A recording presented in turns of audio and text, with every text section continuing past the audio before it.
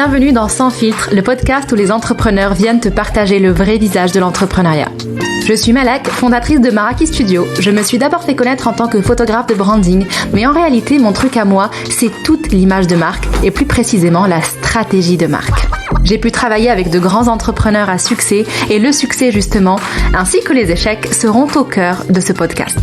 Dans Sans filtre, j'invite des entrepreneurs qui n'ont pas peur de parler de la face cachée de l'entrepreneuriat, de ces petits et grands échecs qu'on ne montre pas sur les réseaux sociaux et de ces événements un petit peu moins glorieux qui font pourtant entièrement partie du chemin.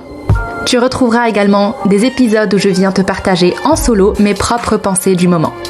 Si tu es entrepreneur et que tu recherches un shot d'inspiration et de conseils, tu es au bon endroit. C'est parti!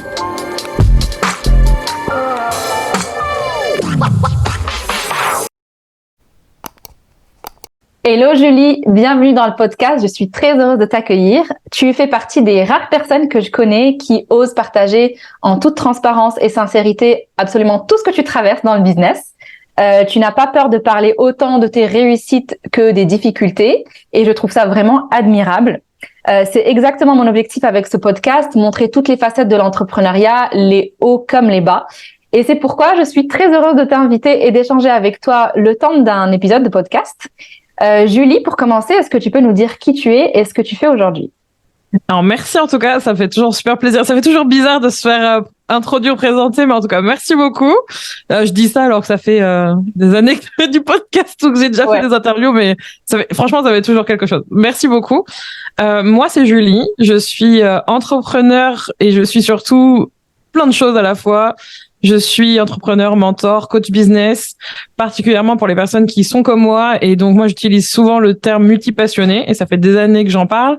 J'ai aussi un podcast qui s'appelle Être Soi et une des phrases que je répète souvent, c'est vous accompagner, en tout cas mes clients, toutes les personnes qui me suivent, vous aider à créer un business en ligne au service de votre vie. Clairement, c'est toujours la phrase que je donne et je trouve que ça représente bien ce que je fais depuis, un moment maintenant. Et je me suis lancée il y a 7 ans. J'ai pas commencé par cette activité-là. Et je travaille aussi avec mon mari, avec qui ça va faire, cette année, ça va faire 19 ans qu'on est ensemble. Et ça fait plusieurs années qu'on bosse ensemble aussi. Je pense que, les 3/4 du temps, depuis le début de mon activité, on bosse ensemble. Et j'ai aussi une petite fille qui a eu 4 ans. Donc voilà, ça c'est moi pour me présenter. Super. Et tu dis que ça fait 7 ans que tu es dans l'entrepreneuriat, mais que c'est pas ta première activité aujourd'hui, celle que tu as aujourd'hui finalement. Qu'est-ce que tu as pu faire avant et surtout, comment est-ce que tu es arrivée à l'entrepreneuriat? Alors, ma première activité, c'était me lancer en tant que freelance social media manager. Donc, c'était il y a 7 ans maintenant, un peu plus de 7 ans d'ailleurs. Et c'était un prolongement de ce que je faisais déjà pour d'autres entreprises ou du moins pour mon premier CDI en fait. Et je ne pouvais pas rester dans cette boîte parce que c'était déjà pas sain pour moi. Mon premier CDI, ça a été un enfer. Rétrospectivement, ça a été l'expérience qui m'a permis de me lancer plus vite que ce que j'aurais pensé parce que je savais en commençant à bosser que je ferais autre chose, que je ferais sûrement un business à un moment donné. Mais il m'a fallu ça, je pense, pour me pousser. Et je pense que l'entrepreneuriat, c'était toujours un peu là, tu vois. Genre, je pense que c'est pas quelque chose, je pense pas qu'on se dise en étant enfant comme ça, ou même ado, ou même quand tu commences les études ou que tu vas dans la vie active, moi, mon objectif, c'est de lancer mon entreprise, etc., etc. Enfin, il y a pas j'ai pas le sentiment, en fait, tu te dis, un jour, je vais ouvrir un business, genre, c'est ma voie. C'est plus un truc qui, en tout cas, pour moi, je le vis comme ça, ça découle d'expérience et au bout d'un moment, tu te dis c'est quoi la solution pour faire en sorte que je me sente bien, que j'ai envie d'avoir ce que je veux, ma vision. Et ça, c'est un peu un des outils pour aller vers ça. Et moi, ça s'est déroulé comme ça. C'est assez drôle. Mais en même temps, c'est pas évident. Hein. Enfin, tu dois le savoir aussi. Ouais, évidemment. Entreprendre, c'est dur. Oui, ça, c'est sûr. Bon, de toute façon, on va bien en parler pendant l'épisode. Donc, tu t'es lancée au départ en tant que social media manager, c'est ça? Et ça a duré combien de temps? Alors, c'est toujours un peu difficile pour moi de donner une durée, mais on va dire que pour moi, ça a duré à peu près 1 an et demi, 2 ans. Même si pendant plusieurs années après ça, j'avais encore des missions freelance. En fait, j'avais encore des clients. J'ai jamais vraiment eu juste freelancing, mentorat, coaching. En fait, maintenant que j'y pense, j'ai toujours eu un mix de plusieurs choses. C'est pour ça d'ailleurs que c'est drôle, mais Au final, multipassionné, on est bien dans le thème.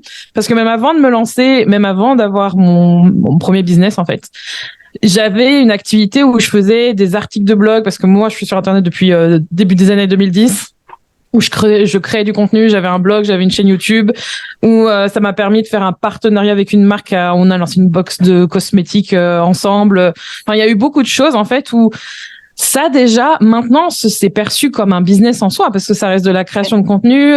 J'aurais pu monétiser ça. Et en vrai, je le monétisais parce que grâce à YouTube, j'avais des revenus, pas grand chose, mais je gagnais quand même de l'argent. Et j'avais beaucoup de produits qu'on m'envoyait. Enfin, il y avait quand même tu vois, un côté business. Et ça s'est prolongé pendant que j'avais mon premier business. Enfin, quand je faisais ma première activité en freelance, je faisais encore ça pendant un temps. Et ensuite, ça a migré vers je deviens coach business, mais je faisais encore des missions freelance.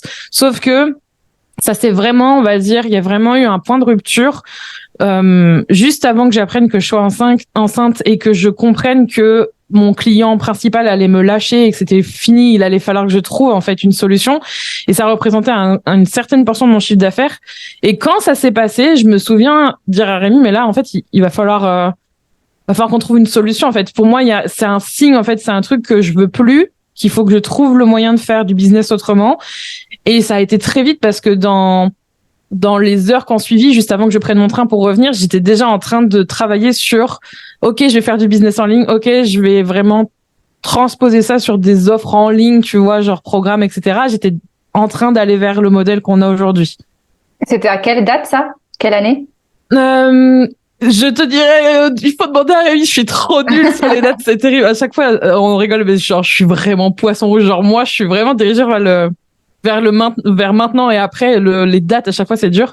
Je dirais, vu que j'ai commencé en 2016, 2017, juste avant que j'apprenne que je sois enceinte, courant 2018, parce que j'ai accouché en 2019. Donc, je dirais que c'était, juste avant fin d'année 2018, un truc comme ça. Donc, ça a été assez rapide, en fait, tu vois. Au bout d'un an et demi, il y avait déjà un truc qui changeait. Ça a pas duré très longtemps. Et j'avais déjà, avant que cette nouvelle arrive, je savais déjà que j'étais en train de partir sur autre chose et je pense que ça a cristallisé le fait que je pivotais, en fait.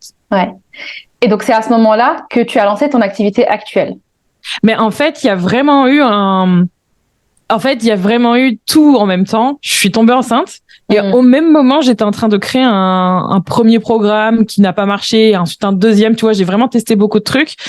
Et j'étais à l'hôpital que, avant de m'arrêter vraiment, j'étais en train de dire, mon Dieu, je vais pouvoir pas délivrer le premier truc que j'ai prévendu. Et je me sentais trop mal et j'étais en train de me dire en même temps, il faut que je gère aussi mes activités de freelance. Enfin, il y avait tout en même temps alors que j'étais hospitalisée, tu vois, et que j'allais bientôt accoucher. C'était vraiment trop pour moi. Et je pense que j'avais fait du coaching, en fait, avant, avec des personnes en privé, avant de lancer ce programme-là. Et j'ai vraiment compris que c'était, je pense, en basculant, en devenant aussi maman, il y a vraiment eu une bascule totale sur, allez, vas-y, on y va.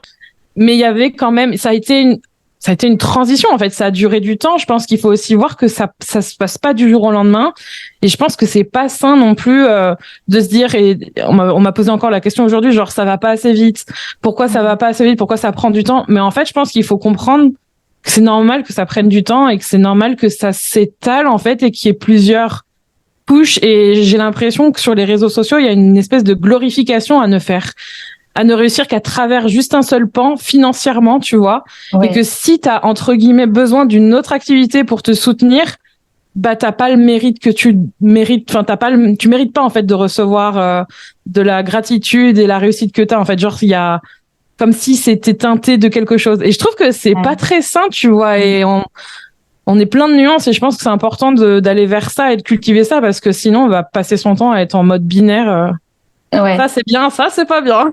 Ouais, je comprends exactement parce que même moi, tu vois, on me pose la question parfois, si je rencontre de nouvelles personnes et que je leur parle de mon activité, on va me demander et du coup tu vis que de ça ou est-ce que tu as un autre job à côté? Et si jamais je réponds oui, enfin je fais que ça, c'est incroyable en fait, vraiment on sent l'admiration et tout ça, alors qu'en soi il y a aucun mal à un moment donné d'avoir plusieurs activités à la fois et que l'un vienne nourrir l'autre, En fait, je pense que le fait d'avoir une autre activité à côté, parfois, ça te permet d'être beaucoup plus épanoui dans l'activité qui te tient le plus à cœur, on va dire. Je sais pas si tu as un job juste alimentaire, comme on dit, et qu'à côté, tu as un business qui est un business passion. Bah, finalement, tu es beaucoup plus épanoui, beaucoup plus créatif dans ton business passion parce que tu n'as pas la charge de te dire il y a que dans ce business, c'est que ça qui va me permettre de vivre et c'est là que je dois créer tout mon argent, etc. Mais je pense que là, tu vois, j'ai relancé une autre version du Coven, on en parlera peut-être après, mais j'ai choisi volontairement de pas utiliser les retours de mes clientes qui me montraient qu'elles avaient gagné de l'argent grâce à moi. J'ai vraiment choisi de le faire, de dire non. Je pourrais, en fait, tu vois, je pourrais dire voilà, ça justifie, ça montre et ça permet de voir que ce que je fais avec mes clientes et ce que mes clientes font, ça marche et ça donne de l'argent. J'ai choisi de pas faire ça parce que je me suis rendu compte que justement, il y avait vraiment cette dynamique, même me concernant, tu vois, de tout le temps aller vers le critère succès égale forcément beaucoup d'argent ou je gagne de l'argent tout de suite, rapidement et maintenant. Et en fait, je trouve que il y a vraiment beaucoup de nuances, mais un business, c'est gagner de l'argent, c'est sûr, mais c'est pas que ça. C'est pas que ça. Et le truc, c'est que souvent, il y a cette catégorisation et cette idéalisation de si elle a ce business et qu'elle gagne de l'argent, c'est qu'elle doit être heureuse et c'est qu'elle doit forcément être pleinement, tu vois, genre épanouie et que c'est ça la solution. Et en fait, non, il y a plein de manières de pouvoir s'épanouir et il y a plein de cycles et il y a plein de périodes dans sa vie où on va pas forcément dans son business, peut-être qu'on va travailler sur 2 trucs en même temps, avoir son job et avoir son business. Et oui, avoir que son business et avoir un modèle où tu as plus de temps et gagner plus d'argent, c'est cool. Mais comment on le gagne? Comment tu vends? Tu vois? Et il y a beaucoup de nuances à avoir. Et le truc, c'est que justement, je trouve que ça s'est beaucoup standardisé. On a standardisé. Enfin, j'ai clairement contribué à ça parce que j'ai un peu relayé le truc à travers ce que j'ai vendu. Et je pense que on arrive, je pense, à une période où même dans les jobs tout court, les personnes salariées s'en aperçoivent. Gagner de l'argent, c'est cool, mais il y a le rapport à comment on gagne de l'argent. Est-ce que c'est pour il faut travailler H24, ne pas avoir de trucs à côté, être dans la culpabilité, avoir l'impression qu'on peut jamais s'arrêter. Il y a vraiment un autre discours, une autre manière de vivre les choses, et je réalise que beaucoup d'entrepreneurs sont en train de se rendre compte que c'est bien d'avoir un business, mais il n'y a pas que ça. Oui. Il n'y a pas que ça. Oui. Et c'est bien de faire autre chose à côté. Ouais, et j'ai vraiment l'impression qu'en fait la période, on va dire 2019-2020 jusqu'à l'année dernière à peu près, il y avait un full focus business. T'as ton activité, tu dois la faire grandir et il y a que le business quoi. Il y a que le business. C'était aussi très orienté sur les chiffres, alors que comme tu dis, c'est pas tout ce qui compte, même si évidemment c'est important. Et aujourd'hui, de plus en plus, quand je parle à différents entrepreneurs, je me rends compte que ils sont en train de faire marche arrière, de prendre du recul, de se dire, le business c'est cool, mais en fait, j'ai pas envie de courir après l'argent, j'ai pas envie de courir après le prochain palier à chaque fois. Finalement, ça me va très bien d'atteindre un certain chiffre d'affaires et de juste rester chill, zen, de gérer mon temps, de profiter. Voilà, il y a vraiment une autre vision qui est en train de s'installer finalement. Ouais, je pense, et je comprends ça parce que je pense que pendant des années, un des trucs que je disais souvent, c'est je rêve de faire 1 million d'euros. Genre, ça me fait vraiment, j'ai vraiment envie de ça. J'adore parler d'argent. Je trouve que c'est fascinant. J'aime toujours ça, tu vois. Ouais. Et j'aime toujours autant gagner de l'argent. Je trouve que c'est très cool. Mais je sens plus cette envie tu sais, on utilise beaucoup le mot scaler, croissance, ce genre de choses. Et je sens que c'est plus, en fait, pourquoi tu vois, pourquoi je veux aller vers toujours plus, qu'est-ce que je veux vraiment? Et je pense qu'on parle beaucoup de vision, on parle beaucoup de pourquoi. Et ça, c'est ce qui est assez drôle, c'est que je pense qu'on le fait, ça, ce travail-là. Mais on le fait une fois, c'est un peu comme l'histoire d'avec qui je veux bosser. Je le fais une fois, mais non, ça suffit pas. Et c'est souvent quand on revient à ça, et qu'on revient à ça, on s'aperçoit que finalement, la version d'il y a 6 mois, c'est plus la version de maintenant. Et que c'est peut-être pour ça qu'il y a plus de sens ou qu'on se sent plus aligné avec ce qu'on fait ou qu'on ne vend plus comme on veut aussi, parce que ça peut être souvent lié à ça. Et ça a besoin d'être mis à jour. Et l'argent, c'est cool. C'est hyper important. C'est hyper important qu'on ait de l'indépendance. Oui, je vais y arriver. De l'indépendance financière. Ouais. Notamment quand on est une femme. Je pense que c'est un des trucs vraiment très importants d'apprendre à l'être. Mais maintenant, c'est comment on veut, tu vois. C'est au moment où on est dans notre vie, comment on a envie de gagner cet argent, comment on a envie de faire du business, de quelle manière. Et un des trucs que je trouve très drôle, c'est regarder ce que je disais auparavant. Et je pense que beaucoup d'entrepreneurs ont peur de ça, c'est d'être dans la contradiction et de ne plus être du même avis qu'il y a 6 mois ou 1 an ou il y a 5 ans. Et ça, c'est un truc que j'ai dû apprendre, tu vois, à accepter puis communiquer. Ouais. Mais quand on apprend à être dans la contradiction et dans le changement, on apprend en fait à juste être bien sur le moment et on n'est plus dans chercher à prouver quelque chose, être dans la performance auprès de qui, tu vois, auprès de ta communauté pour vendre plus, pour être bien dans les clous, pour être cohérente. Non, au bout d'un moment, on est des êtres humains, on change et notre business aussi. Et je pense que c'est bien qu'on soit dans cette évolution-là pour aller vers finalement, ouais, on vendre bien, mais en étant mieux, quoi, en étant en bonne santé mentale et physique, je pense. Ouais. Clairement.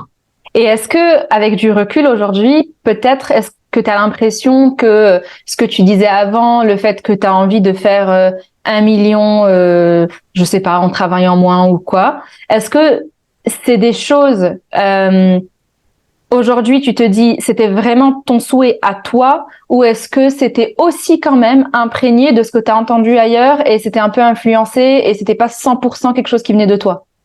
Alors, je pense que c'est les deux et je pense que c'est encore le cas aujourd'hui et il y a beaucoup de travail de déconstruction et de reconstruction dans le sens où même en soi, tu vois, et je lis un livre trop intéressant en ce moment que dont j'ai perdu le titre, mais qui parle justement de business lié au cycle de la nature. Et j'ai toujours envie d'avoir un business qui génère de la richesse, qui génère de l'argent. J'ai envie de redistribuer, j'ai envie de vivre bien, j'ai aussi envie de me donner et de donner aux autres, dans mon cercle proche, mais aussi beaucoup plus si on élargit au monde, etc., la communauté. Mais clairement, je pense que dans l'idée d'avoir un business, il y a quand même ce truc qui est poussé par le capitalisme, qui est il y a une certaine toxicité dans le capitalisme quand même. Tu vois, il y a des trucs qui sont systémiques, qui vont venir influencer la manière dont tu fais du business et la manière dont tu fais des choix en fait. Et collectivement, dans l'univers du business en ligne, qui est un grand cercle, mais qui est un petit cercle aussi, on va s'influencer mutuellement, tu vois, va y avoir des moments où on va se retrouver avec, je sais pas, genre, oui, peut-être qu'il faudrait que je fasse cette offre-là, tout le monde se dit qu'il faut faire cette offre-là, genre, c'est forcément ça. Et il va peut-être y avoir un peu le modèle de la pensée unique, genre, le truc, faut forcément faire ça et on va tomber dans cet engrenage. Et là, j'ai l'impression qu'on est dans une ère où on va venir questionner les choix qu'on a pu faire et les choix qu'on veut faire maintenant. Et je pense pas que j'ai été influencée par d'autres personnes à aller vers 1 million. Enfin, honnêtement, je m'en contrefous. Tu vois, il y a des gens qui gagnent 100 et d'autres 100 millions. Enfin, grand bien leur face. C'était pas du tout pour être dans une compétition par rapport à eux ou même d'être derrière eux en mode je vais faire pareil. C'était plus vis-à-vis de moi-même, genre, j'ai envie de ça. Et je pense qu'il y avait aussi un lien, genre, pas forcément très sain à l'argent où il y avait cette envie de plus. Mais je me posais pas forcément la question de pourquoi. Souvent, la réponse, c'était, j'ai envie de faire ça, j'ai envie d'alimenter ça. Ce qui est vrai, tu vois.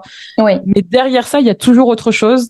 Et quand on revient vraiment profondément à ce qu'on veut et qu'on déconstruit et qu'on apprend à mieux se comprendre soi, au lieu de tout le temps chercher la réponse à l'extérieur, là, on s'aperçoit qu'on veut gagner de l'argent, mais c'est pas forcément pour tout le temps grossir ou il y a autre chose que tout le temps avoir plus, tu vois. C'est avoir plus d'autres choses. Et ça fait du bien. Mais c'est pas facile non plus. Ouais. Et là, tu évoques ta relation à l'argent qui a changé du coup. Comment est-ce que tu dirais qu'elle a évolué entre ce moment-là et aujourd'hui? Alors, l'une des plus grosses évolutions, c'est trouver la sécurité au-delà de l'argent. Okay. Souvent, ce qu'on va chercher, notamment quand on lance un business, c'est une des questions, une des réponses qu'on apporte souvent, c'est je veux gagner plus d'argent et je veux pas dépendre de quelqu'un. Je veux pouvoir gagner plus sans forcément être maître du truc. Sauf qu'en fait, c'est une fausse illusion. Il y a toujours des aléas, en fait. Et si on va tout le temps chercher la sécurité dans la prochaine vente, le prochain client, le prochain mois, en fait, j'ai fait 2000. Le mois prochain, il faut forcément que je sois en croissance. Si je fais moins, ça va pas. L'année, quand on regarde à l'année, c'est pareil. Si je fais moins, ça va pas. Il y a toujours, en fait, ce cycle de, quand il y a un problème avec un impayé ou même des personnes qui avec qui on s'entend pas bien et ça se passe pas bien et ça nous coûte de l'argent et finalement les choses ne se passent pas comme prévu. En fait, si on est tout le temps dans cette relation avec l'argent où c'est une pression, un stress, où on a l'impression qu'on va toujours manquer, que ça nous génère des choses vraiment négatives, ça c'est quelque chose que j'ai beaucoup connu. Et aujourd'hui, je pense qu'avec je peux pas dire que j'aurais pas peur de ce qui peut arriver après, mais maintenant le matériel, en fait, en soi, c'est pas le plus important. Et je me rappelle une situation qui a rien à voir avec le business, mais l'année dernière, là où je vis actuellement, on a eu des grands feux et tout, et je me souviens que on n'était pas très loin, en fait. On savait pas si on allait perdre tout ce qu'on avait à l'intérieur de la maison, et il y avait mon chat d'ailleurs dedans. J'étais là. Le premier truc que j'ai dit, on rentrait en voiture avec Rémi, mon mari, et ma fille. Et je dis franchement, il faut qu'on appelle quelqu'un pour aller chercher notre chat et au moins prendre les photos et au moins pour être sûr, tu vois. Et je me suis dit, bon, là, clairement, en fait, tout le reste, j'en ai rien à faire et on se disait, on s'en fout. Et je pense que c'est exactement la même chose en business. Je pense qu'il faut apprendre à être à l'aise avec le fait d'avoir des dettes, le fait d'avoir des impayés, le fait aussi de potentiellement fermer un business, en réouvrir un autre, d'avoir vraiment une autre dynamique par rapport à l'argent, de gagner moins. Et un des trucs par extension qui est très important, je pense, quand on est coach business, parce qu'on parle de comment gagner de l'argent à travers n'importe quel service, tu vois, ça peut être comment créer du contenu, peu importe en fait. Et un des trucs qui, moi, m'a beaucoup... où j'ai eu beaucoup à gamberger l'année dernière, notamment, c'était, oui, mais comme je gagne moins, comment je peux prétendre aider les autres à gagner de l'argent si moi, mes résultats aujourd'hui ne sont plus les mêmes et le reflet de ce que j'avais auparavant. Et en fait, c'est con, mais ça n'a rien à voir. C'est pas parce que moi, je traverse une phase où il y a vraiment un changement dans mon business, où je fais des choix différents, que ça annule ce que je suis capable de transmettre à mes clients ou de faire, en fait. Ça annule pas les résultats que tu peux avoir ou ça n'annule pas les résultats que tes clients peuvent avoir. Parce que c'est ça, l'ironie, c'est qu'ils continuent d'en avoir, mais toi, peut-être que finalement, c'est un peu plus compliqué. Et je pense que cette relation-là, c'est quelque chose... la sécurité en dehors de l'argent, ça a vraiment changé les choses pour moi. Et je pense que tous les entrepreneurs devraient faire ça pour se sentir beaucoup mieux sur la durée et pour tenir sur la durée. Et en fait, tu disais quelque chose par rapport au fait de fermer une entreprise, en réouvrir une autre, etc. Je pense que quand on se lance, on a un peu cette impression que ce business, ça sera le nôtre jusqu'à la fin des temps et qu'on ne fera rien d'autre. Alors qu'on peut très bien avoir plusieurs business à la fois, ou alors fermer un, en ouvrir un autre, comme tu disais, ou peut-être un jour en avoir marre de l'entrepreneuriat et retourner au salariat, ou je sais pas. Mais on a vraiment cette impression qu'en fait, il faut que ça marche, et si ça marche pas, c'est la fin du monde, parce qu'il y a que ça. Oui, il y a que ça, mais surtout, je pense que si c'est le cas, enfin si on ressent ça, c'est parce qu'on attache notre valeur en tant que personne à ce business. Et tu sais, souvent le discours de... alors moi, je suis absolument pas d'accord avec ça, le truc de mon business, c'est mon bébé, ça pour moi, c'est juste pas possible, tu vois. Ouais. Et même dire ça, tu vois, ça me fait penser à ma fille et je me dis... oui, certes, ça a été mon bébé, tu vois, et ça l'est toujours d'une certaine façon, mais ça reste un être humain. Et moi, j'ai envie de la voir grandir et j'ai envie de la voir évoluer. Et même si rien que d'y penser, ça me rend trop triste là maintenant, à un moment donné, elle aura plus besoin de moi. Mais ton business, c'est pas ton enfant. Et ton business, c'est pas le reflet intégral de qui tu es, ta valeur, et c'est ça le souci qui fait aussi qu'on bosse beaucoup trop, qu'on ne pose pas de limites, qu'on a l'impression que c'est omniprésent en fait. Et je pense que repenser la valeur du travail ou la manière dont on vit son business, ça change les choses. Parce que quand on se détache et qu'on laisse notre business nous soutenir et pas être un autre membre de notre corps, tu vois, clairement, ça change les choses. Ça aussi, ça s'apprend, mais ouais, c'est aussi pour ça, je pense. Ok. Et du coup, on en parlait avant de commencer à enregistrer. Toi, à un moment donné, tu as repris une activité en CDI à côté de ton business. Est-ce que tu peux nous dire pourquoi, comment, à quel moment tu as fait ça? Voilà, raconte-nous un petit peu. J'en ai fait tout un épisode et du coup sur mon podcast. Et c'était, alors là, on est en juillet 2023. C'était en novembre 2022. Donc ça fait un bail déjà, quand j'y pense. Et donc, quand on est arrivé à ce moment-là avec Rémi, alors avant novembre, sur la fin d'année, on était en train de se dire, OK, on a un projet dans lequel on doit investir énormément d'argent pour qu'il voit le jour. Nos ventes sur certains mois avaient baissé.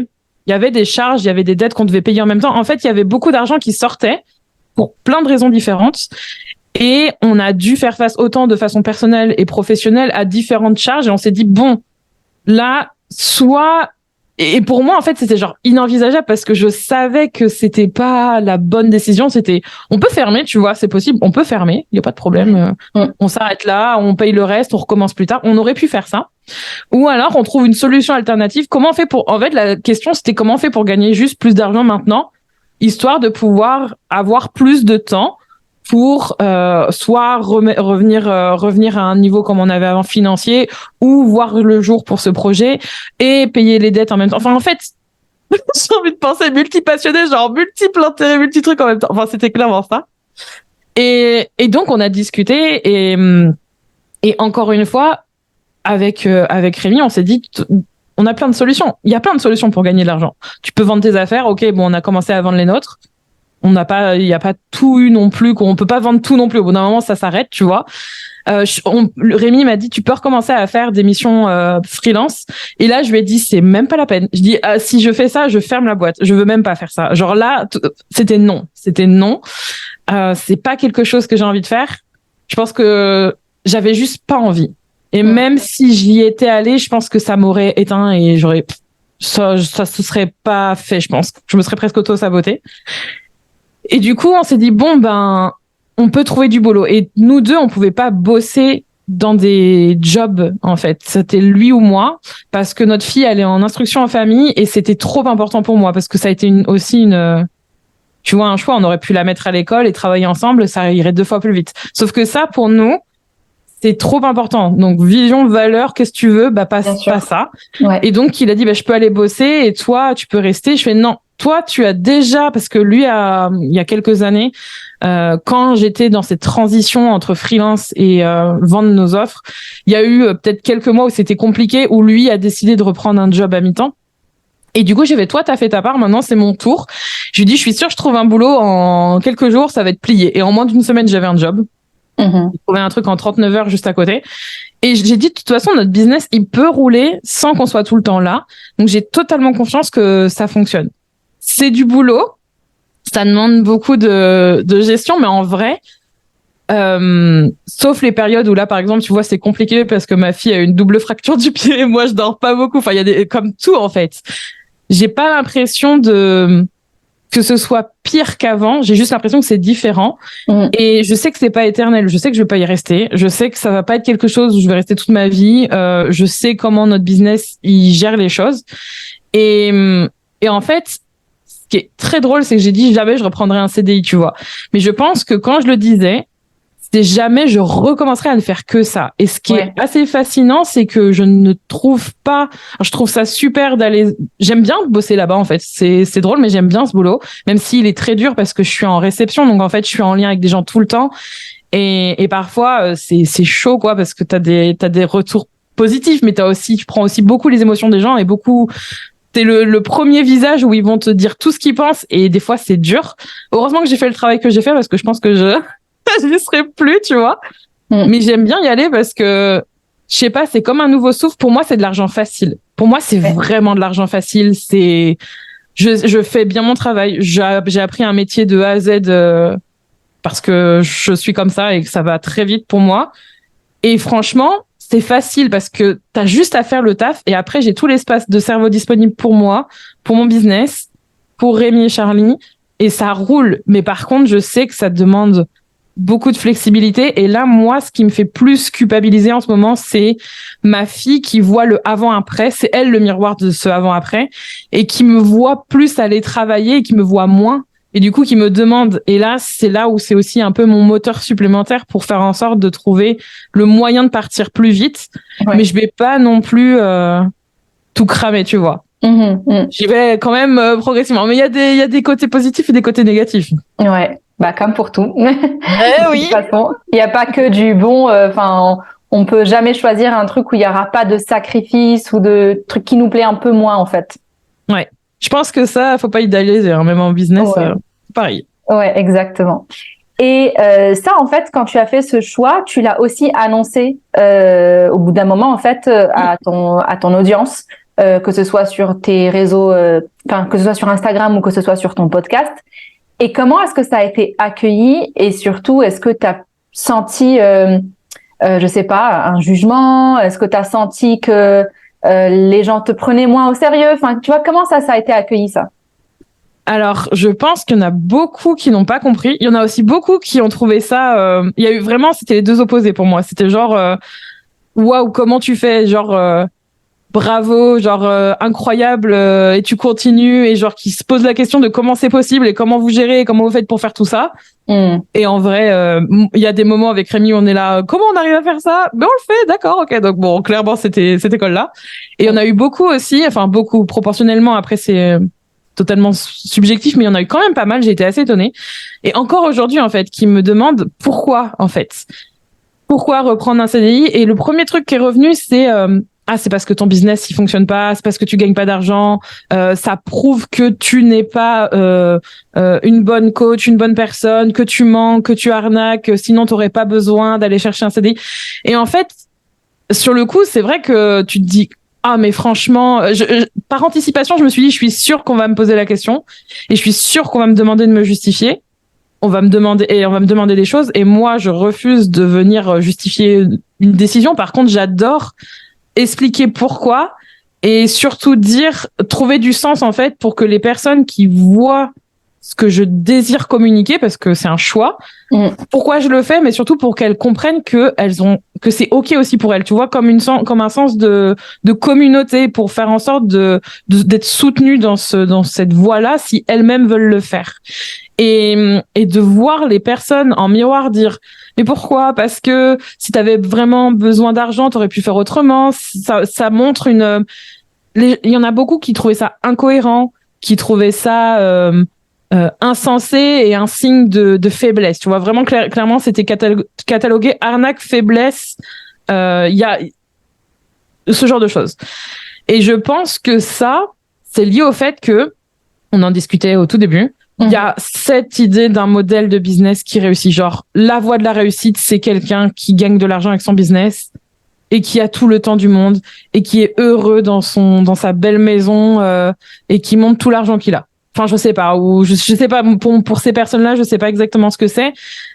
Et après, je pense que c'est aussi parce que, et ça, je peux le comprendre, il y a beaucoup de personnes qui montrent des choses qui ne sont pas vraies dans la façon dont elles communiquent sur les réseaux sociaux par rapport à leur business, pour plein de raisons, ça leur est propre malheureusement. Et du coup, forcément, il y a des personnes qui perdent confiance et de façon légitime, qui vont venir questionner les gens qui vont prendre des chemins et qui vont se dire « Oh non, pas elle, elle fait ça alors que depuis le début... » Sauf qu'en fait, ça, c'est pas mon problème. Ouais. Vraiment, c'est pas mon problème. Et c'est pour ça que c'est important de communiquer d'une cicatrice et pas d'une blessure. Je sais plus qui c'est qui a dit ça. Et à chaque fois, je me demande, ça vient pas de moi, ça. Ouais. Et clairement, c'est important parce que quand on se sent pas assez en sécurité ou qu'on sent qu'on est un peu encore en zone trouble pour communiquer ce genre de choses qui est assez fort et personnel, mais aussi business, ça peut être très dur et ça peut vous emmener vers soit vous déjà et où vous emmenez vers le fond et vous sentez pas bien, mais en plus d'aller dans la création de contenu qui est dans la réactivité, ce qui est absolument à proscrire, en mode justification, genre oui, non, et ça, clairement, non, on s'en fout, vaut mieux laisser les choses de côté, vous n'êtes pas obligé de répondre aux commentaires, vous n'êtes pas obligé de vous justifier. Par contre, moi, j'aime beaucoup reprendre certains commentaires et montrer des contre-exemples à travers ce que je vis moi, pour montrer qu'il y a une autre voie, qu'il n'y a pas juste la voie unique et que potentiellement, quand j'ai dit je veux pas reprendre de CDI et voici ce que pour moi le bonheur représentait il y a 1 an, 5 mois, c'est toujours vrai, mais j'avais probablement tort et maintenant, voici comment je vis les choses et voici comment j'évolue.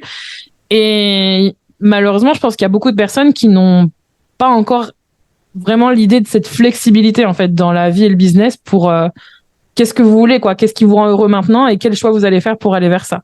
Et ce qui est surprenant, c'est que on en voit des business qui, depuis le premier jour, disent clairement que c'est un side business, qu'à côté, c'est quelqu'un qui est en train de développer quelque chose, mais en même temps qui est toujours sur son CDI.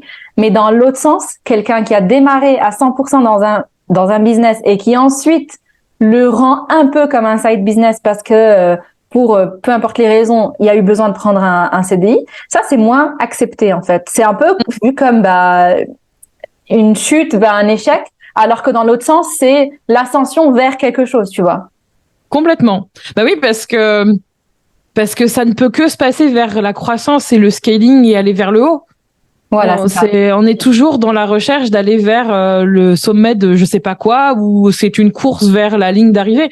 Et quand on est dans cette mentalité-là, forcément que quand on a une fluctuation et qu'on va entre guillemets vers le bas, parce que ça c'est vraiment une perception de ce qu'on imagine, bah en fait c'est pas aller vers le bas, c'est genre un cycle. Enfin c'est naturel. Il y a dans notre business il y a des cycles de mort, il y a des cycles de calme, il y a des cycles où on a besoin de prendre le temps.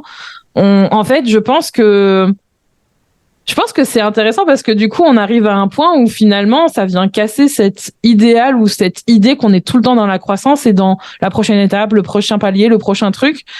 Comme si il y avait un truc à atteindre, mais quoi, je sais pas. Mais ça, c'est très systémique aussi. Et je pense qu'on a tous à y gagner, en fait, de communiquer nos vers le bas, entre guillemets, nos fluctuations. Quand on se sent, comment dire, alors c'est même pas bien, mais genre quand c'est plus plébéante, quoi, clairement, quand c'est vraiment le moment et qu'on se sent assez fort et courageuse de le faire et qu'on a envie de le faire, parce qu'on n'est pas tous obligés.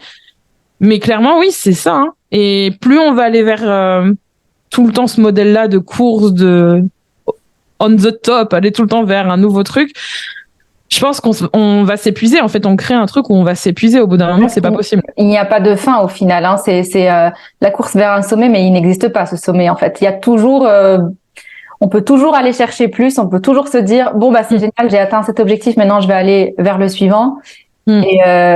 Et en même temps, c'est pas très cohérent et compatible avec la vie en elle-même, dans le sens où la vie, dans sa nature, elle est faite de phase de croissance, de phase de décroissance, je sais pas si c'est le bon terme, de phase de stabilité. Et c'est comme ça aussi sur le business en fait.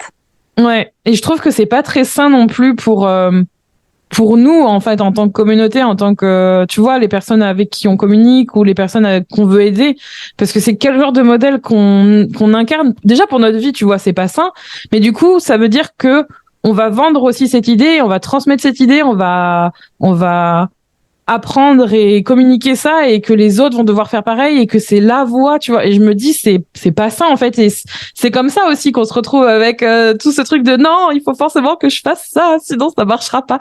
Et non, ouais, ça ne le fait pas. Mais ça par exemple rétrospectivement, je sais que j'étais notamment là-dedans, tu vois, dans cette idée que c'est forcément ça la suite, et puis c'est tellement perçu comme déjà possible parce que c'est vrai, ça l'est.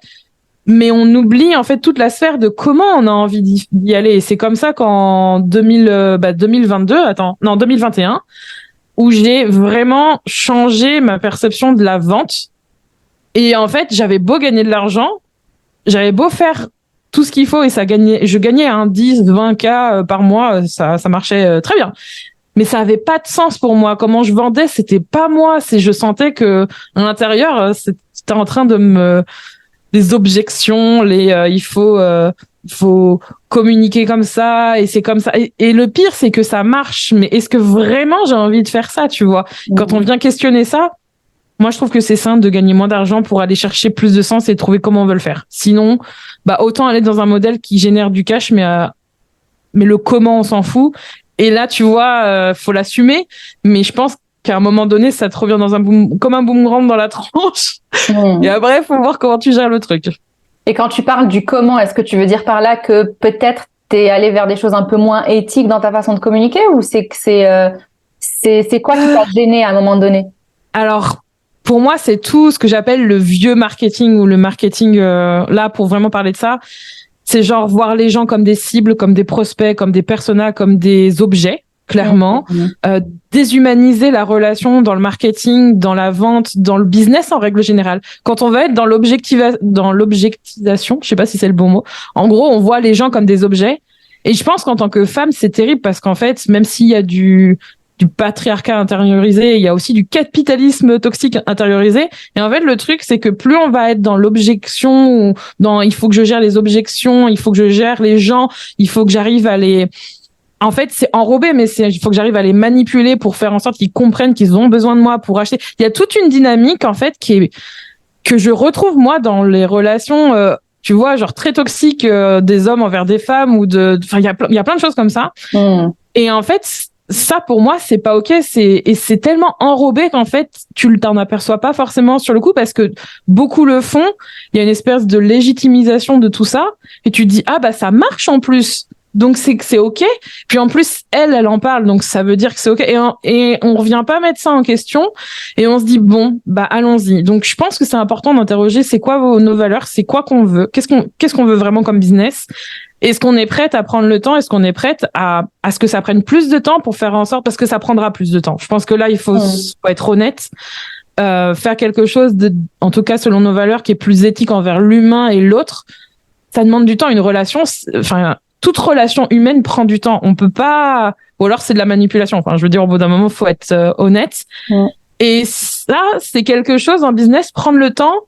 C'est encore une notion qui est en cours d'apprentissage pour beaucoup, tu vois. Et déjà, on n'est pas patient. Et comme on est dans cette notion que tout peut aller vite et qu'on peut gagner de l'argent facilement, entre guillemets, mais quand même, hein, tu vois, il y a des systèmes, il y a des stratégies, on utilise beaucoup, tu vois, ça nous éloigne, système, méthode. Voilà, on a juste à appliquer industrialisation, on y va, let's go. Bah du coup, ça je sais pas, ça justifie le truc et moi ça m'allait pas du tout. Et à un moment donné, ça a été vraiment le truc de il faut que tu relances. Je me souviens la méthodologie de la personne et c'est pas la personne en elle-même, c'est vraiment la manière dont elle m'enseignait le truc et je me suis dit je fais ça mais j'ai pas envie de vendre comme ça. Et je me disais, ça va aller parce que finalement, c'est des messages, c'est pas des appels, etc. Donc, il y avait cette espèce de glamorisation de comment on va pouvoir vendre. Et quand je m'apercevais qu'il fallait que je relance, qu'il fallait que je note, qu'il fallait que je suive, qu'il fallait absolument que la personne, je lui dise ça au moment où elle dit ça pour contrer, c'était un combat, tu vois. Et même si t'es enrobé, ça m'allait pas. Et je me suis dit, en fait, je vais devoir faire ça des années pour continuer à vendre. Et je me suis dit non. Donc, en fait, j'ai arrêté. Et ça a été un point de rupture parce que du coup, ça m'a obligée à changer ma vision de business. Et j'ai encore traversé d'autres trucs entre temps. Et ça demande du temps de réapprendre à faire du business sans tout ça. Ouais. Vraiment. Ouais, c'est sûr. Et justement, en parlant de prendre du temps, en fait, nous, ce qu'on voit beaucoup sur les réseaux et ce qui est le plus glorifié, c'est des success stories du style elle a réussi à atteindre tel chiffre en 18 mois. Tu vois, des trucs du style toujours bien entendu rattaché au chiffre, mais pas juste le chiffre, c'est le chiffre et le temps. Ça me fait penser à quelqu'un que je vois parfois passer sur mon TikTok qui est coach sportif, je pense, et qui parle de perte de poids. Et à chaque fois, il répond en réaction à des vidéos de personnes. Tu sais comment ça fonctionne TikTok. En fait, tu peux stitch les vidéos. Et donc, en gros, dès que quelqu'un raconte son parcours, j'ai perdu X kilos en X temps, il dit, mais pourquoi tu précises le temps que ça t'a pris? Dis juste que tu as perdu du poids et raconte-nous comment. Mais pourquoi est-ce que les gens se sentent obligés de dire en 3 mois, en 6 mois, en 2 semaines, en machin? Ça rend le truc parfois un peu toxique, parfois pas très réaliste, et ça nous fait perdre de vue le vrai objectif, en fait. C'est un peu pareil en business, dans le sens où c'est génial d'avoir atteint un certain chiffre d'affaires, etc. Mais le fait de le rattacher à une certaine durée, ça rend, je sais pas, ça rajoute une couche un peu inutile, mais de stress, de comparaison, enfin voilà, il y a tout ça qui n'est pas, qui ne nous sert pas au final. Ouais. Et je dirais aussi que c'est confortable de communiquer à travers les réussites financières qu'on peut avoir ou celles de nos clients.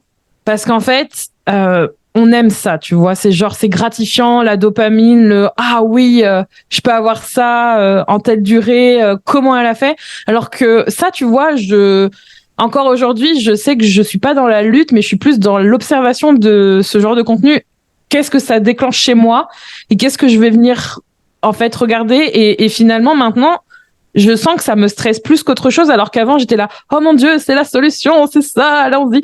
Alors que maintenant, ce qui m'intéresse vraiment, c'est de lire quand quelqu'un dit ce que j'ai appris en gagnant 1 million d'euros, ou ce que j'ai appris ou comment j'ai gagné 1 million d'euros, mais genre vraiment le contexte, en fait, parce que pour gagner de l'argent, on peut faire plein de trucs, plein de manières, plein de façons de faire, mais ouais, savoir qui est la personne, ce qu'elle a fait, dans quelles conditions, pourquoi, ce qu'elle a appris, ce que moi je peux mettre en avant, ce que moi je peux utiliser, sans être dans cette idée de performance. Parce que c'est vraiment ça, en fait, c'est l'idée de performance qui est là. Et plus on va être dans la performance, plus on va vouloir aller vite pour performer, pour montrer qu'on est capable. Mais en fait, notre réussite ne se traduit qu'à travers ça. Et bon, on pourrait en parler pendant des heures parce qu'il y a plein de choses qui pourraient s'y rattacher. Mais je pense que la question qu'il faut se poser, c'est pourquoi en fait on cherche à performer. Qu'est-ce qu'on attend en fait de dire voilà, j'ai fait 1 million, ça va nous faire quoi? On va avoir les retours des gens qui vont dire waouh, incroyable, je vais faire pareil, on va vendre et donc ils vont payer et donc on entretient ce cycle et puis tu vois, quand on va sur le long terme et qu'on voit ce que ça peut donner, c'est là où on s'aperçoit qu'il y a un peu quand même un effet pervers et que on est un maillon de ça. Pas genre en mode c'est de ma faute, je dois prendre tout sur mes épaules. Mais quand on le sait, on peut plus faire semblant qu'on ne sait pas. Ouais. Et ça fait quelque chose. Ouais. Et j'aime ce que tu dis par rapport au fait que tu as fait le choix de pas promouvoir ton offre, le Coven, via les résultats financiers de tes clients, mais via autre chose. Tu nous diras quoi, mais enfin via autre chose. Et en fait, c'est vrai que il y a ce cycle de j'ai réussi, je fais tant. Tu vois, les gens qui vont aller parler sur les réseaux en disant moi j'ai réussi à faire tel chiffre d'affaires et parce qu'ils racontent ça leur permet de vendre en fait. Tu vois, c'est parce que eux ont réussi à atteindre un certain chiffre qu'ils continuent à vendre. Alors que s'ils n'en parlaient pas et qu'ils s'ils essayaient de partir sur d'autres aspects pour mettre en valeur en fait leur offre, ça se vendrait pas de la même façon. Et du coup, je suis intéressée de savoir toi, du coup, qu'est-ce qui t'a poussé à ne pas parler des résultats financiers de tes clients et de quoi tu as choisi de parler pour promouvoir ton offre? Oui. Alors, je pense que honnêtement, quand tu me poses la question, je pense à la dernière fois que j'ai vendu le Coven, c'était une autre version, c'était sur un autre point précis, et quelqu'un m'a dit, une de mes clientes, je crois, m'a dit, le fait que tu m'aies dit que c'était possible de gagner 10 000 euros par mois, ça m'a vraiment attirée. Et ça m'a vraiment fait rêver. J'espère faire la même chose. Et en fait, je me suis dit, si c'est que ça qu'on retient, le reste, il est où, tu vois? Et ça m'a vraiment percuté. Et c'était pas la première fois. Et je me disais, en fait, il y avait un truc qui allait pas. Il y avait un truc qui allait pas. Et je me suis dit, est-ce que j'ai vraiment envie tout le temps de montrer que pour réussir, il faut forcément gagner de l'argent? Est-ce que la réussite pour moi, c'est juste vendre vite et vendre beaucoup? Et la réponse pour moi, c'était non, tu vois. Et je pense que encore là, maintenant, je vais faire l'effort. Ça demande des efforts parce que c'est tellement plus facile. C'est tellement plus facile que t'as tout ça et t'es là, oui, j'ai juste à montrer ça, regarde, c'est possible. Et je pense que je montrerai encore, tu vois, les résultats financiers de mes clientes parce que j'aime montrer comment elles réussissent, j'aime montrer qu'elles sont capables, j'aime célébrer avec elles. Mais j'ai envie d'avoir plus de nuances. Et ce qui est ironique, c'est que depuis toutes ces années, j'ai beaucoup de retours sur plein d'autres aspects, mais que j'ai volontairement, par l'apprentissage que j'ai eu du marketing, de montrer les aspects numéraires. Parce que ça peut être aussi autre chose. Moi, c'est surtout parce que j'apprends aux personnes à avoir un business, certes, qui soit riche sur tous les aspects, dont financièrement, comment riche, interpréter ça comme vous voulez. Mais dans tous les cas, il y a cette notion-là. Et il faut pas faire comme si elle n'existait pas. C'est important d'apprendre à gérer son argent. C'est important d'être bien avec l'argent, d'apprendre à le voir, à le montrer, à en être fier, à le célébrer. Mais c'est pas non plus le seul truc, en fait. Et je pense que c'est pour ça que j'ai choisi de faire ça, mais ça me coûte à tous les niveaux. Maintenant, quand j'y pense, et c'est pour ça que je pense que je suis capable de faire ça après avoir fait tout ce travail sur le fait de me sentir bien en dehors de l'argent, et ça a été un gros chemin. C'est parce que je sais que je préfère voir sur le long terme des personnes qui veulent être dans nos offres, qui veulent être avec nous, pas que pour ça, mais qui vont gagner de l'argent grâce à ça. Mais pas comme seule unique raison, Et je trouve que ça instaure aussi une dynamique pas très saine de j'ai appliqué ton modèle, mais j'ai pas réussi à faire de l'argent. Pourtant, je paye en plusieurs fois ou pas. Du coup, je dois avoir un ROI dessus. Et moi, je m'attendais à ce que ce soit plus rapide. J'ai payé, ça n'a pas marché. Et ça peut aussi générer des défauts de paiement, hein, de façon très concrète. Mais ça peut aussi générer une relation qui soit pas forcément vocalisée, mais où il y a une pression, une attente que toi, tu dois combler, en fait, ces résultats. Et ça, c'est pas sain, tu vois. Je sais pas du tout ce que ça va donner, mais honnêtement, avec le recul, je pense que c'est une bonne décision, mais c'est pas une décision facile parce que c'est tellement plus simple de faire l'inverse. En vrai. Ouais. Ouais. Et c'est ce que j'allais te dire aussi, en fait. Le fait que les gens te disent j'ai rejoint parce que tu disais qu'on pouvait atteindre tel chiffre d'affaires, bah, ça te met aussi une pression sur les épaules parce que tu te dis que tu dois assurer et leur permettre d'atteindre cet objectif-là. Alors que il y a forcément une partie qui est de ta responsabilité et puis une partie qui est de la leur. Mais tu vas vraiment avoir ce sentiment de s'ils y arrivent pas, c'est la merde quoi, parce qu'ils m'ont rejoint pour ça en fait. Ben, je pense que implicitement, et c'est pour ça que même si on dit c'est possible, tu vois, genre tu peux gagner, et c'est vrai, et c'est tout le discours un peu ambivalent de je sais en fait que les personnes qui rejoignent ce que j'offre, c'est possible pour elles de gagner autant d'argent. Vraiment, il y a pas de doute à ça. Enfin, je veux dire, j'ai plein de personnes qui l'ont fait, mais en fait, il y a aussi ce truc de les personnes qui n'y arrivent pas dans le temps imparti, ou qui n'y arrivent pas aussi vite, ou qui n'y arrivent pas de la même manière. Tu vois, il y a aussi cette dynamique que j'ai pas envie ou j'ai plus envie d'installer, où je pense que ça contribue au fait que les personnes se sentent pas forcément dans une, tu sais, on appelle ça les safe places, ou un endroit où ils se sentent en sécurité. Et ça, pour moi, c'est juste difficile parce que je me mets à leur place et je me dis qu'elles ont rejoint en se disant, en suivant cette idée, en se disant, je vais y arriver, elle m'a dit que c'était possible, elle m'a montré des preuves, donc moi aussi. Et si ça ne se passe pas comme prévu,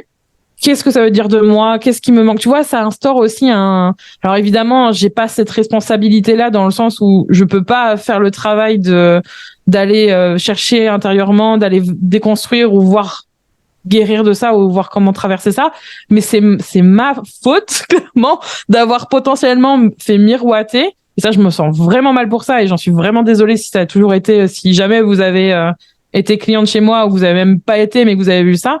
Je pense que ça peut générer en fait un sentiment de culpabilité ou de honte ou de tu vois, de venir nourrir le truc de si t'y arrives pas alors que d'autres ont réussi, c'est tellement de comparaison de qu'est-ce qui cloche pas chez moi et d'aller chercher encore d'autres solutions pour aller plus vite, plus loin, plus fort, plus d'argent.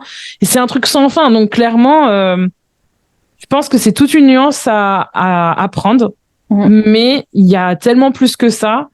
Et je pense que quand on arrive à trouver un peu cette harmonie-là, et je dis pas du tout que je l'ai, au contraire, je pense que je suis en plein apprentissage de ça.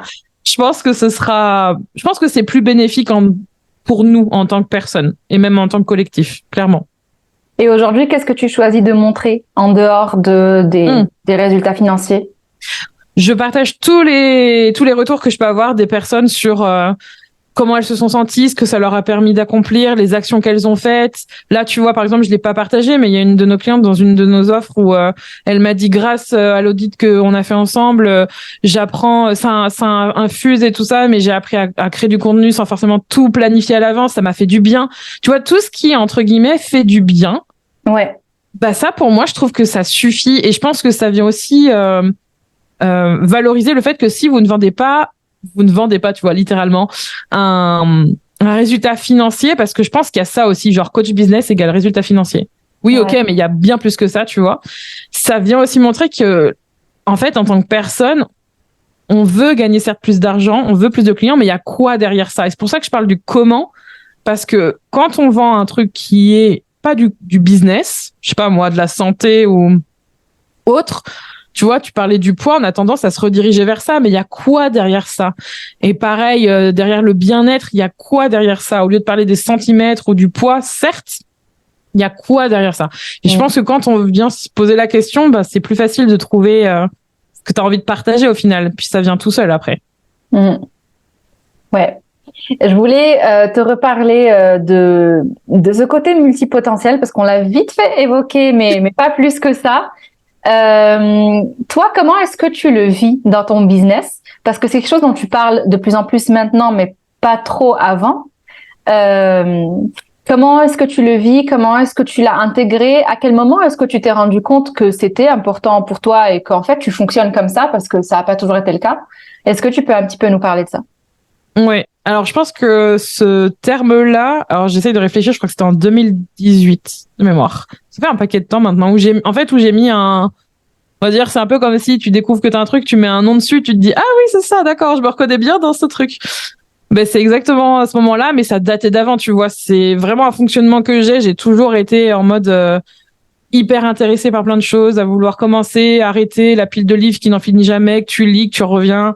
Le côté, tout est possible. Tout est un Ouais. business. Je vais commencer le truc, je vais commencer, et si je parlais de ça, et si je faisais une offre de ça. Et au départ, c'était plus une malédiction pour moi. Tu vois, vraiment, j'avais l'impression de, c'était tellement dur que avant de lancer mon blog où je parlais de cosmétiques il y a des années, j'avais l'impression que j'étais pas normale parce que j'avais rien qui m'intéressait. Mais en fait, c'était pas qu'il y avait rien qui m'intéressait parce que tout le monde, tu vois, j'étais là, oui, mais moi, je suis pas douée au piano ou genre, j'ai pas une passion qui ressort. Tu vois, il y a pas un truc en mode où on pourrait dire Julie, elle est bonne en, je sais pas, en piano ou j'en sais rien. Non, moi, c'était un peu de tout. Donc en fait, j'avais l'impression d'être passable et d'être pas importante. Donc j'attachais vraiment beaucoup d'importance à ça. Et le jour où je me suis dit bon ben, je vais juste suivre ce qui me plaît, ma curiosité. Genre les cosmétiques asiatiques, tu vois, c'était un truc, ouais, j'étais curieuse de ça et je me suis dit il y a personne qui en parle avec moi, je veux des gens qui en parlent avec moi. Ce truc-là, juste suivre ça, ça a été le démarrage de là où j'en suis. Je pense que Ouais. le fait que j'ai un business comme j'ai ou une vie comme j'ai, c'est parce que j'ai suivi ça. Donc le fait d'être multipassionné pour moi, je pense qu'on est tous, j'ai l'impression qu'on est tous initialement comme ça. Et qu'après, au final, il y en a peut-être qui fleurissent plus dans la spécialisation, genre vraiment un sujet, ils ont envie de le poncer jusqu'au bout, ils vont aller au bout vraiment, vraiment, vraiment. Et toutes les personnes qui ont envie de pluralité, de variété. Et dans mon business, ça a été compliqué parce que je pense que ça fait tellement partie de moi qu'en fait, le truc qui arrive le plus souvent, c'est qu'on lutte pour être dans la niche, pour être dans le... On repart sur les trucs business, genre il faut une niche, Ouais. il faut absolument un sujet. Tu es un sujet, genre Julie, il faut que tu sois une thématique. Il faut qu'on t'identifie à un sujet, sinon tu ne vendras pas. Tu vois, et ça, on revient à des trucs pas sains déjà. Alors ça, plus ce qu'on a parlé avant, je te dis pas les multicouches de trucs pas très sains du tout pour avancer. Et en fait, ironiquement, je pense que depuis le début, le fait d'être comme je suis, en fait, je suis ma niche, tu vois. Genre, c'est ma personnalité, c'est ma façon de faire du business. Moi-même, j'achète chez des personnes, notamment maintenant beaucoup plus qu'avant, vu que j'étais beaucoup plus dans la recherche du succès en mode il faut absolument que je suive la stratégie.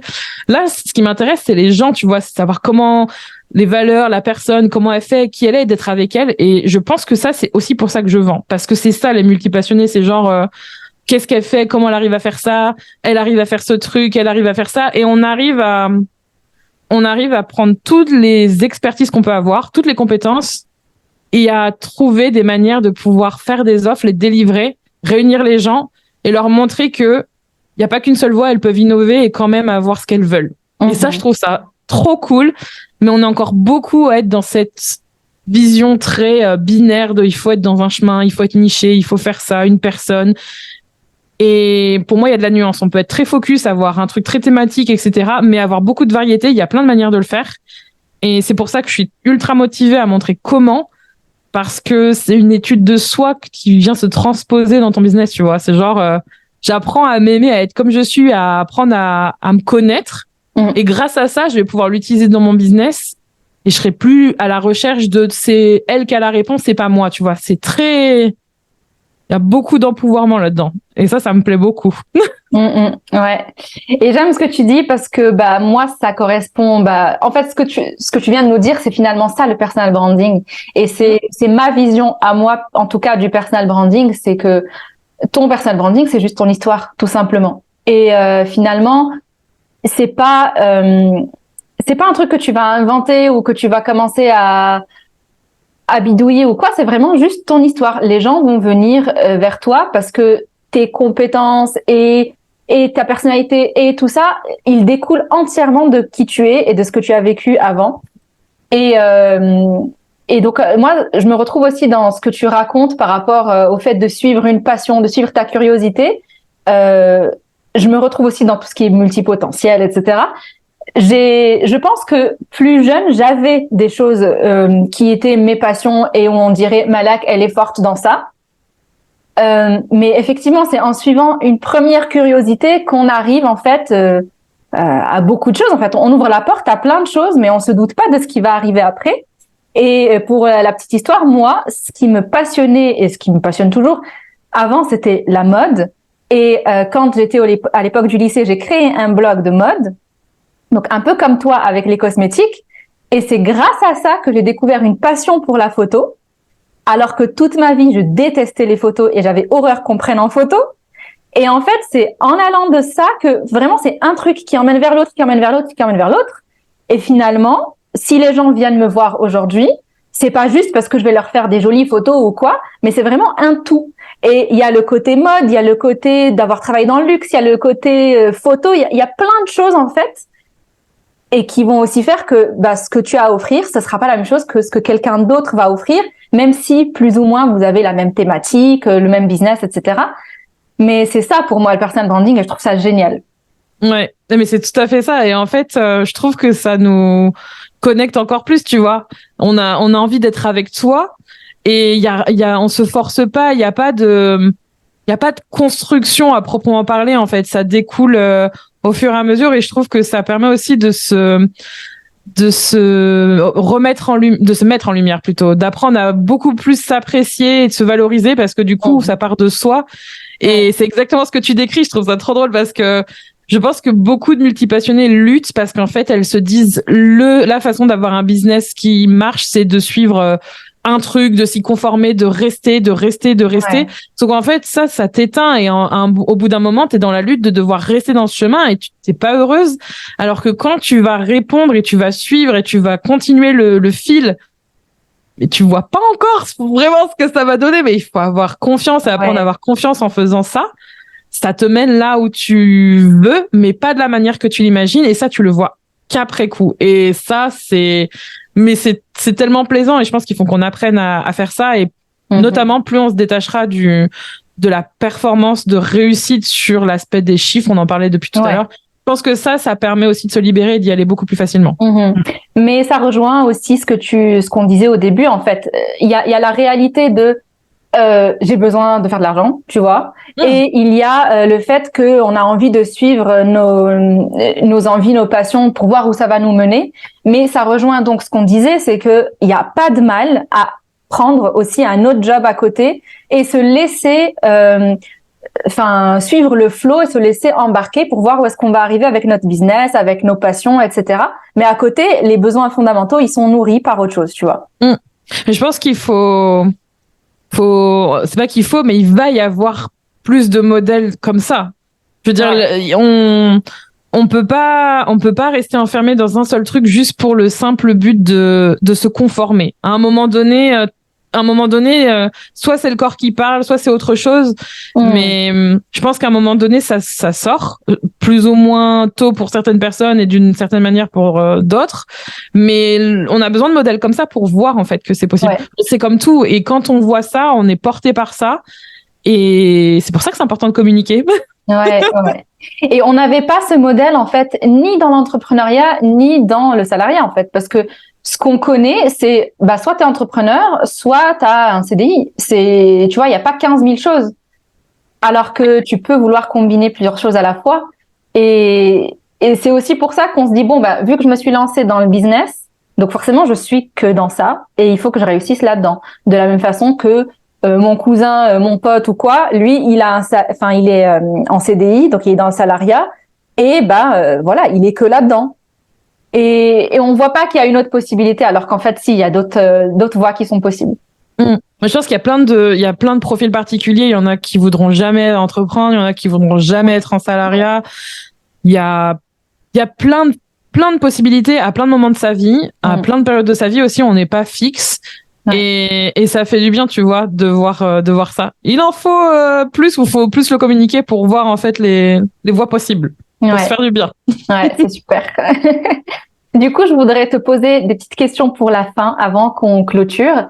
Est-ce que tu pourrais nous parler peut-être du pire ou des pires conseils qu'on ait pu te donner depuis que tu t'es lancée en entrepreneuriat? Je réfléchis. Quel est les pires conseils qu'on a pu me donner? Bah, je crois que le pire qui me saoule encore, et en fait, c'est un peu amour-haine, parce qu'en soi, le truc de il faut absolument une niche ou se concentrer sur une seule offre. En fait, en soi, c'est assez ironique, mais c'est le pire conseil, mais en même temps, c'est un très bon conseil. Mais c'est le pire conseil dans le sens où c'est genre, il y a vraiment cette notion de il faut faire ça, sinon ça marchera pas. Genre, il faut que tu suives ça. Tous ces conseils-là, moi, ça me fait vriller, parce qu'en fait, il y a pas de place à comment je peux l'interpréter. Il y a pas de place à l'erreur. Il y a pas de place à OK, c'est un conseil, je vais suivre tes conseils, mais t'es là aussi pour me permettre d'explorer. Et moi, j'ai un profil où j'ai besoin de tester, j'ai besoin d'explorer. Et pour moi, c'est les pires conseils, c'est ça, tu vois. C'est genre, on n'est pas forcément un seul, parce que je pense qu'ils sont tous un peu comme ça, les conseils. Il faut que tu fasses une offre de telle manière, à tel moment, de tel truc. Genre vraiment les trucs très restrictifs. Pour moi, ça marchera jamais. Et en fait, même si je le suis, à un moment donné, je vais le faire péter et je vais trouver une autre voie. Donc, pour moi, ça, c'est vraiment les conseils chiants. Ouais. Les conseils qui font pas du bien, et les conseils où tu vas, de toute façon, ne pas les suivre. Donc, non, ouais. Ou alors, fais de l'argent vite, genre, suis ma méthode pour, vraiment, ça, c'est pas possible. Ouais. Et le fameux truc de suis ma méthode pour faire de l'argent, en fait, ça me vient là, vu que tu en parles. Le truc, c'est que on parle de faire de l'argent, mais on voit pas ce qu'il y a après, dans le sens où est-ce que la prestation, elle est bien assurée? Est-ce que le client, il est vraiment content? Est-ce que, tu vois, OK, t'as eu ton appel, t'as bouclé la vente, c'est bon, t'as reçu ton virement, mais après, est-ce que le client, il est content? Est-ce que l'expérience, elle est bonne et tout? Ça, on n'en parle pas autant. Il y a pas beaucoup de, ou alors il y a une assez grande opacité, je trouve, à la pluralité des retours. Ou alors, il y a aussi et c'est pour ça que je te disais que c'est pas très sain, l'idée de faire miroiter toujours le fait que c'est possible que tu fasses ça en tant de temps. Parce que toutes les personnes qui n'y arriveront pas, donc il y a toujours une variété de personnes, mais elles vont se dire, bon, bah, je vais pas en parler, tu vois, je vais pas dire ce que je pense, ou je vais pas donner mon avis, je vais pas aller chercher de l'aide, parce que, voilà, il y a un truc de culpabilité, de honte. Alors qu'on peut trouver des solutions. Je veux dire, au bout d'un moment, moi, j'arrive à faire la nuance avec ce que j'ai, de savoir si c'est parce que c'est les conseils ou parce que c'est autre chose. Et je suis toujours ouverte, tu vois, si la personne, elle réussit pas, comment on peut faire autrement. Mais là, ouais, c'est tendancieux. Faut faire attention avec ça. Ouais. Et du coup, autre question qui découle un peu de ça, ou pas forcément d'ailleurs, mais est-ce qu'il y a une expérience que tu as vécue, que t'aurais aimé, dont tu aurais aimé te passer, en fait, ou qui a été difficile à vivre? Il y a toujours du positif à en tirer, ça c'est sûr et certain, mais est-ce qu'il y a une expérience pas ouf que si tu pouvais revenir en arrière, t'aimerais ne pas la vivre, quoi? Je pense que c'était je pense que c'était soit avant, soit après, ou les deux d'ailleurs. C'est pareil, c'est ni oui ni non. C'est toujours dans la nuance. Mais c'est avant mon accouchement et après aussi. Parce que je pense que ça a été très formateur. Ça m'a vraiment permis de comprendre que c'était pas ça, en fait, de travailler comme ça, que je devais lâcher.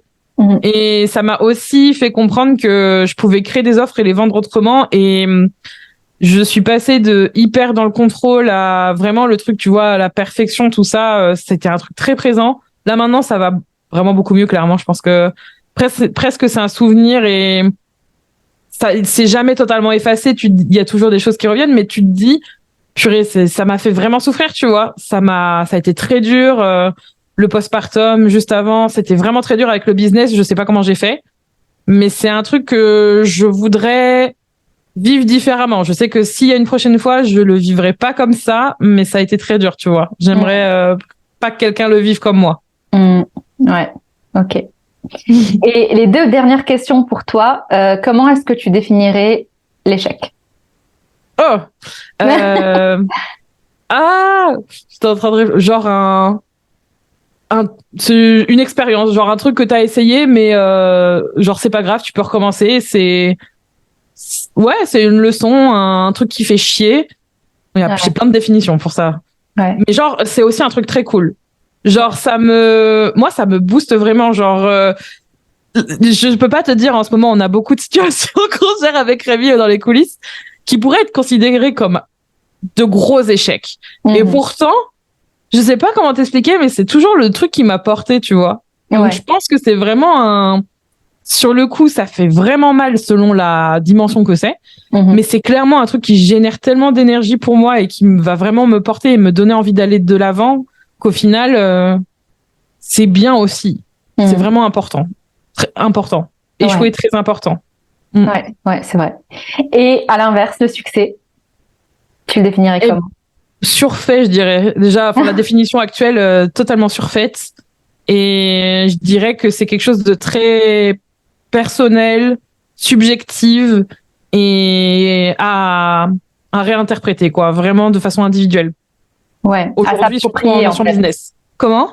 À s'approprier, finalement. Ah oui, totalement. Mais à 100% et surtout hors de la comparaison et hors de ce qu'on peut voir parce que c'est pas du tout vu l'état actuel des choses, ouais, très important. Ouais, ok, super. Merci beaucoup pour tes réponses. Et merci pour tout cet épisode. J'ai adoré échanger avec toi. Est-ce que tu voudrais nous dire où est-ce que les gens peuvent te retrouver s'ils veulent te suivre ou entrer en contact avec toi? Oui, merci, c'était trop cool. Je t'ai trop parlé, j'ai toujours très contente. Oui, alors sur Kinoko Jolie sur Instagram, TikTok, vous me retrouvez par là. Tapez multi-passionné, probablement je suis dans le coin. Ouais. Et sur kinoko.fr et mon podcast Être Soi, vous avez des heures et des heures à écouter. Je pense que vous avez de quoi faire. Ouais. Ça marche. Bah écoute, merci beaucoup Julie. C'était vraiment un plaisir d'échanger avec toi. Et j'ai hâte de partager cet épisode quand il sortira. Et je te remercie du coup pour ton temps et je te dis à très très vite. Merci, c'était trop cool. Merci beaucoup.